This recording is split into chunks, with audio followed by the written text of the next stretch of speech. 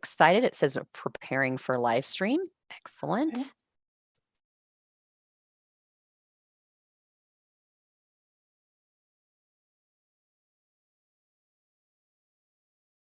All right.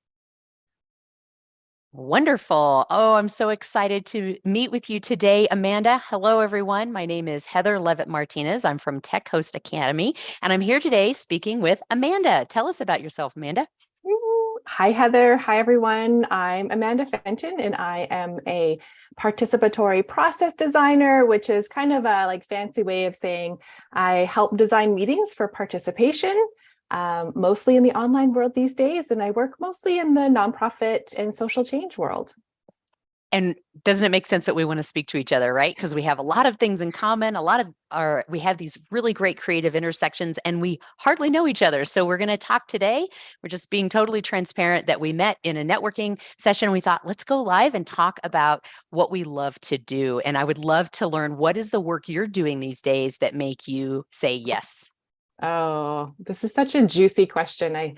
I was reflecting on this before we got to be live together, and some of my work these days that's just lighting me up is called, what a colleague of mine is calling, communities of action. So some folks that are working on social change. One example is the Transform the Family Justice System Collaborative.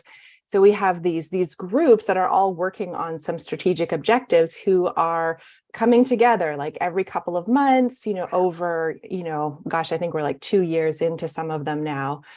So that sort of distributed work with folks that are deeply committed to really complex social change issues is some of the work that I'm really enjoying. Like, how do we do this online well together?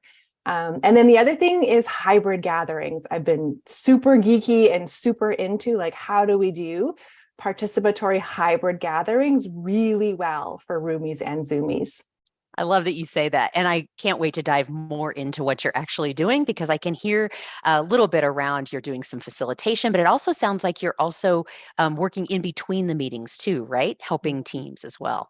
Yeah. And I was going to say, I'll almost say I mostly don't do as much facilitation anymore. I'm more designing for other leaders and project team members to pick those parts up, but I'm behind the scenes, designing all of that. And then, of course, tech hosting and harvest hosting. Like, how do we harvest together in these online sessions to feed into the work that's going to be coming next? Yeah. Love it. Absolutely. I'd love to hear from you. And I cut you off. I'm so sorry. How about you? What's the work that you're just saying yes to these days? Yeah. Well, for me, it's really about getting to work with clients that I share the same values. So I do a lot of one-offs, a lot of people calling me, needing help. And I love doing the work that I know will make a big difference in the world. Of course, I think we all kind of feel that way. And while I love tech hosting for artists and calligraphers, because I do a lot of that, I love to work with organizations that are working to protect human rights or anyone that's using an appreciative inquiry approach. That's what gets me really excited. So a lot of I do have some longstanding clients that I love to work with, but I love working with new folks too, because I love new challenges. So that's pretty much my big thing. Yeah. Yeah.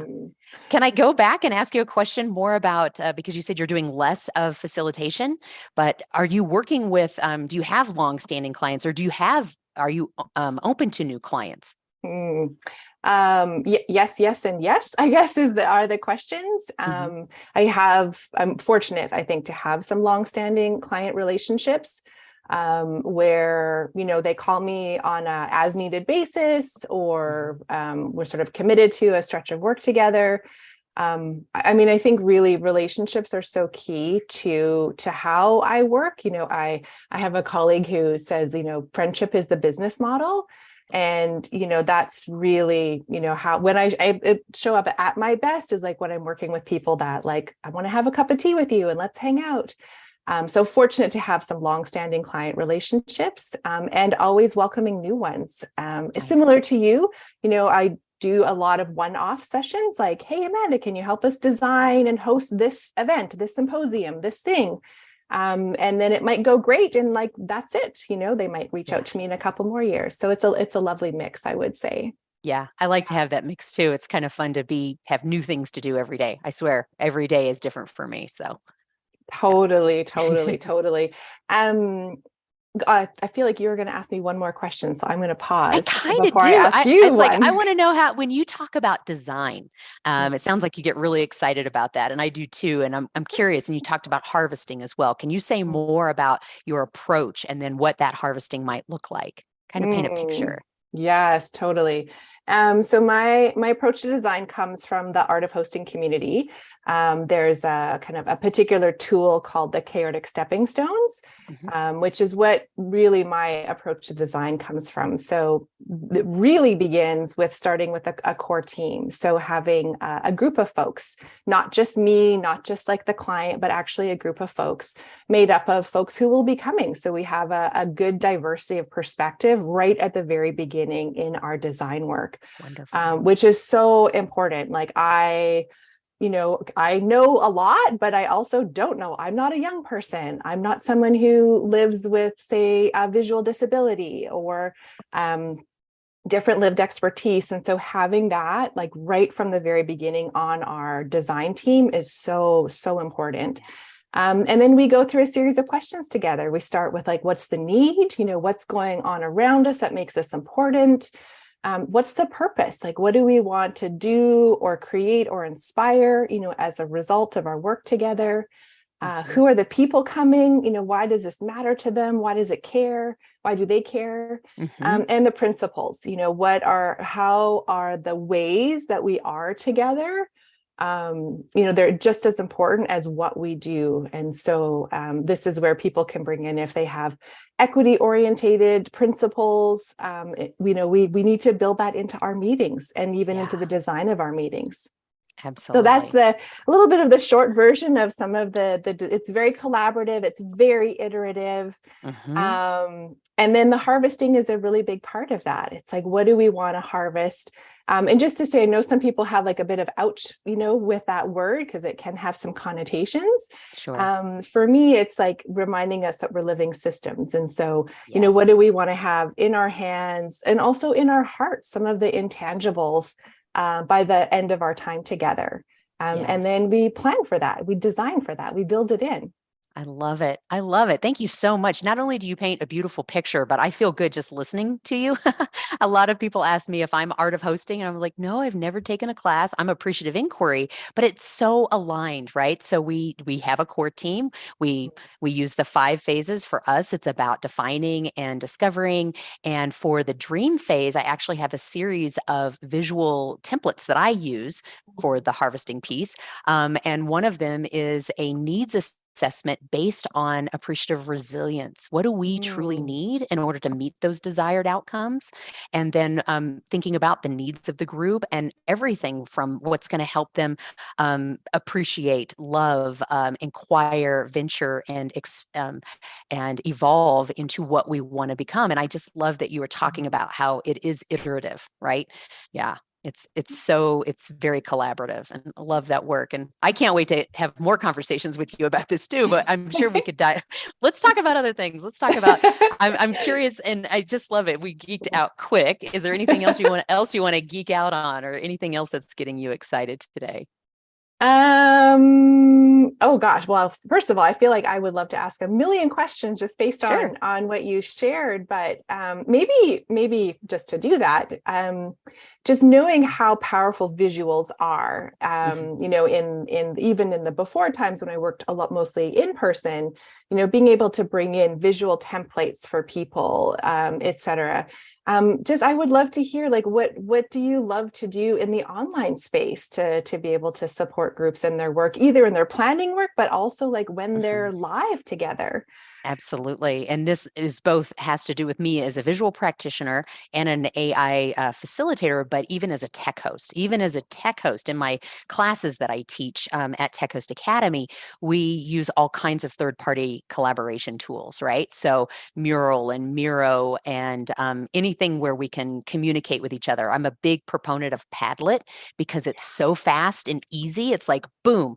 I work with a lot of groups that are retired age and older. And so a lot of them don't have they're not interested in doing mural. If they haven't touched a sticky note maybe in 20 years. So why would they like to do mural, and it can be really complicated. And so I love to create an instant gallery of images and ideas, say in Padlet. So that's a big piece for me. And you use those tools too, right? I do. Yeah. Yeah, absolutely. And how do you know? I'd love to know, how do you know the tech savviness of a group and what is the right or a good fit, I would say, or appropriate fit for a third-party collaboration tool? How do you decide? And then how do you, I guess this is a big question for all of us to answer for ourselves. And then how do we prep people for that? Oh, this is so important. And I think too, what I hear underneath your question is, are we choosing tools that help people feel like they belong and are included? Or are we choosing tools that people feel like, oh, I can't keep up. This isn't for me. I can't participate fully. So I just really love that awareness, that's underneath your question. One of my initial considerations, this is going to sound very opposite what I just said, is the size of the group. Yeah. Because while some tools are super easy and low barrier to entry, they don't work well once we are in 150 people, in a session. And so my size of groups can really range from, 20 people to 175 people. And so sometimes the first, decision point for me is how big is the group? Yeah. And if we're, pretty large, 100 plus, then I am going with Miro often. But the main indicator is, oh, I really need to do some skill building with folks, some capacity building so that folks, once we are live together, people feel more able to jump in. So, pre-sessions, drop in, I'll host a tech drop-in session, come hang out with me, bring your tea, let's play around in Miro a little bit if you want.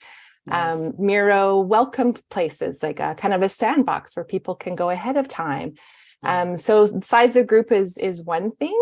And then another part is in terms of the tech savviness, trying it out, going back to our core team, actually using the tools in our design process starts to give some indicators people, even in our design team, folks are struggling a little bit with this, or let's try this tool instead. It really gives us some real-time information.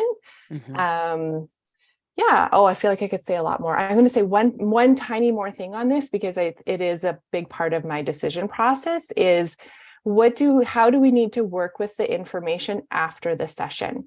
Because some of these tools are wonderful for during, and they're a lot harder to work with the data afterwards.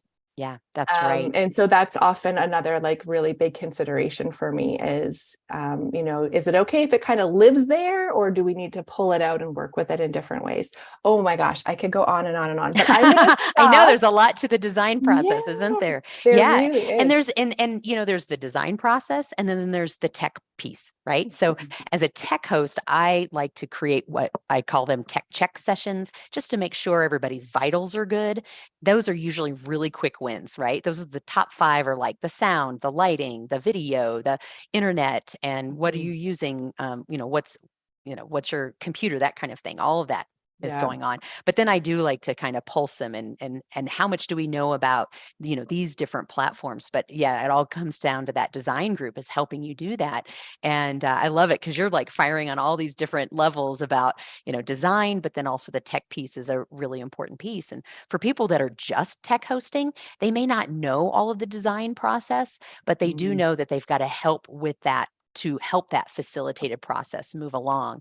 And I love it that you put that design hat right back on when you're thinking about how is this going to be used later on, because you want that great work to keep momentum because it instills trust and collaboration for the next project. And it shows maybe other stakeholders or decision makers, all the great work that you've done.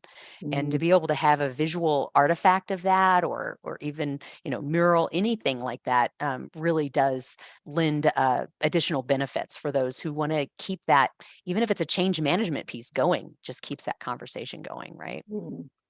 Yeah, exactly. More we could click on there. I know we're time is ticking. I Yeah, wonder if I could ask you a question. sure.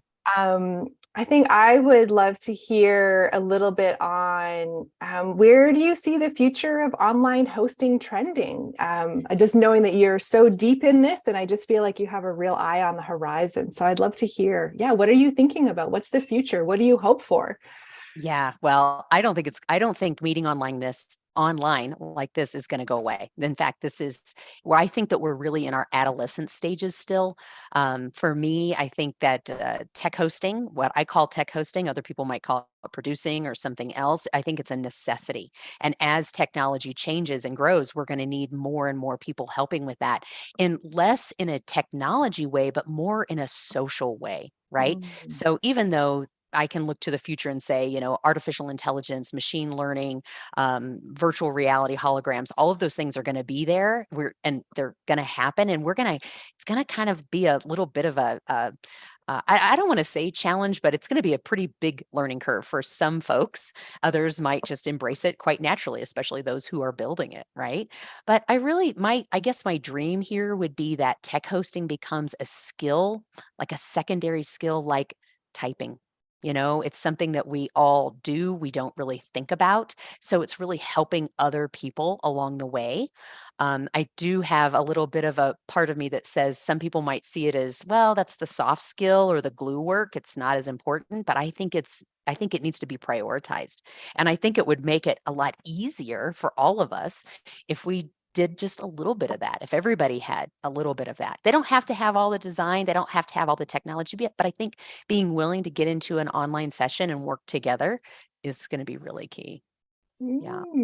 Oh, I Yeah. love that. I just love the view that, if everyone has these skills, or to be able to prioritize everyone having like just a little bit of skill in it, Mhm. Mhm. just how much that builds the capacity across all groups and really serves the work that they're doing in better and better ways. Yeah, exactly. Yeah, it makes me think, like, for those who were prior to the pandemic, who couldn't type very well. And so they would use a lot of their influence around the water cooler or in meetings. And maybe they didn't use a lot of written, communication. But now that we're all working from home, it's sort of like that was our only portal for a while, except for maybe, some Zoom calls and phone calls, but still Mhm. a lot is happening with writing and typing and things like that. So I think there's a certain level of tech hosting literacy we should all have in order for us to all be in environments where we can thrive. Yeah, to help Mm. create that environment. Yeah. But yeah, Awesome. I have a feeling we could talk forever.